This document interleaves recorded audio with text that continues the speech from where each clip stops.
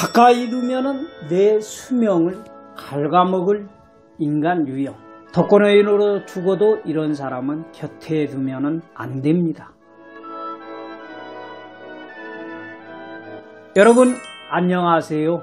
대한역술학회 회장 분당 보훈철학원의 보훈입니다. 여러분은 죽기 직전에 누구를 떠올릴 것 같습니까? 아마 이 영상을 보시는 분들은 자식이나 친한 친구가 있어도 애로운 분들이 많을 텐데요. 여러분의 수명을 깎아먹을 사람을 곁에 두느니 차라리 혼자인 것이 훨씬 낫습니다. 애롭다고 아무나 가까이에서는 안 되고 오히려 그럴수록 사람을 가려 만나야 합니다.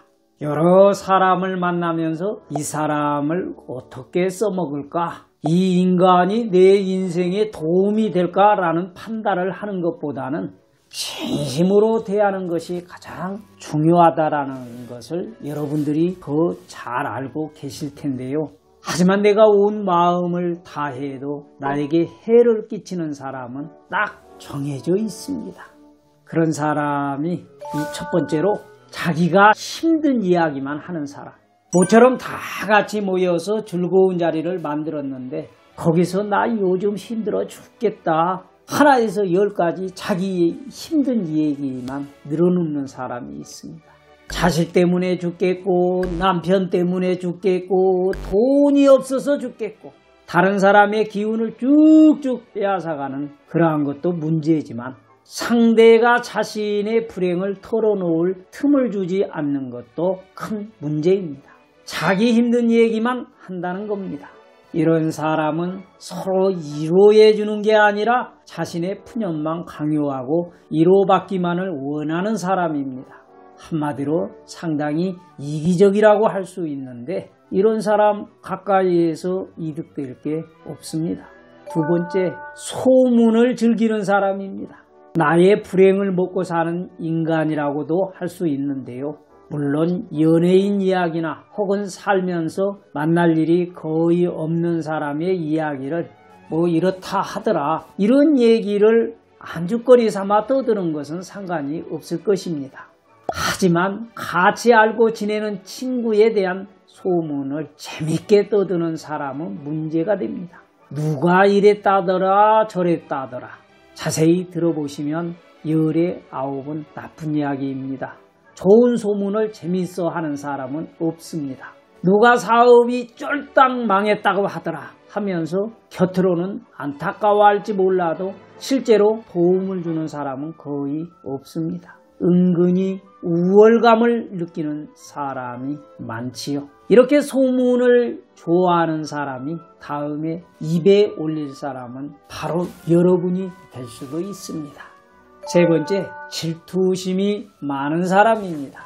적당한 열등감과 질투는 나의 발전을 가져다 주기도 합니다. 하지만 정도가 지나치거나 깊은 우울감에 빠져 질투심만 내세우는 사람은 나뿐만 아니라 남도 운을 갉아먹기 마련입니다. 나에게 무슨 좋은 일이 생겨도 이런 사람에게는 진심 어린 축하를 받을 수 없습니다. 오히려 빈정거림만 살 뿐입니다. 예를 들면 우리 딸이 부잣집에 시집을 갔다라고 말해도 시집살이 심하겠구만 이렇게 말하면서 질투심만 드러낼 뿐이지요. 이런 사람과 오랜 시간을 함께 보내는 건 유익하지 못합니다. 여러분이 어떤 성과를 내고 기쁜 일을 맞아도 절대 좋은 소리는 듣지 못하실 겁니다.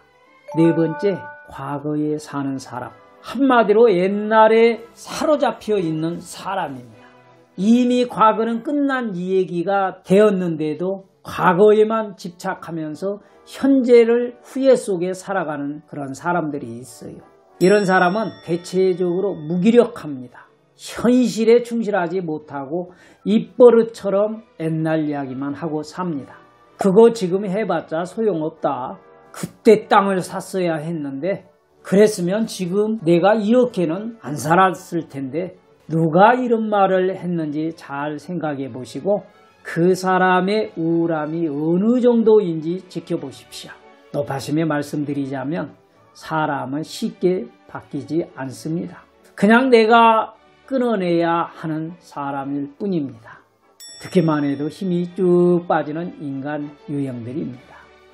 노년에는 친구를 사귀기가 힘들지만 그렇다고 해서 없느니만 못한 사람을 곁에 두었다가는 오히려 운수만 나빠진다는 걸 기억하셔야 되겠습니다. 그럼 지금부터 가까이 두면 여생이 편안해질 사람을 알려드리도록 하겠습니다. 여러분들 그 전에 구독, 좋아요 한 번씩 꾹 눌러주시면 감사하겠습니다. 가까이 하면 내 여생이 편해지는 사람, 첫 번째, 배우는 것을 좋아하는 사람입니다. 나이가 들었다고 해서 어찌 학문이 끝이 있겠습니까? 주변을 자세히 보시면 아무리 나이가 들어도 항상 공부하고 있는 사람이 있습니다. 영어면 영어, 부동산이면 부동산, 또 열심히 여행을 다니면서 기행문을 쓰는 사람들도 있습니다.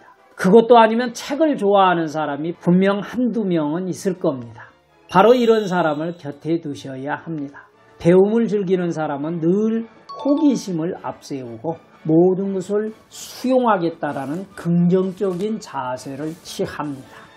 해도 안 될 거야 라는 부정적인 생각이 아니라 한번 해보자 라는 도전 의식을 갖고 있으니 여러분이 어떤 일을 하시더라도 다양한 방면에서 도움을 얻을 수 있을 겁니다.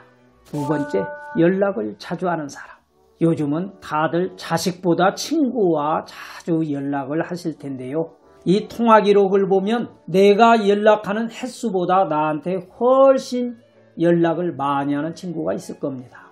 이런 친구를 늘 소중히 대하셔야 합니다. 항상 내 생각을 하고 있는 사람, 내 안부를 물어주고 나를 소중히 여기는 사람, 오늘은 그런 친구에게 먼저 전화를 걸어 보십시오. 지금까지 혼자 묻힐지언정 가까이 해서는 안 될 사람과 곁에 두면 마음이 넉넉하고 풍요롭고 편안해지는 사람을 알려드렸습니다. 다음 영상에는 더 유익하고 더 많은 분이 행복하게 사실 수 있는 방법을 준비해서 소개해 드리도록 하겠습니다. 지금까지 역술가 보은이었습니다. 여러분들 감사합니다.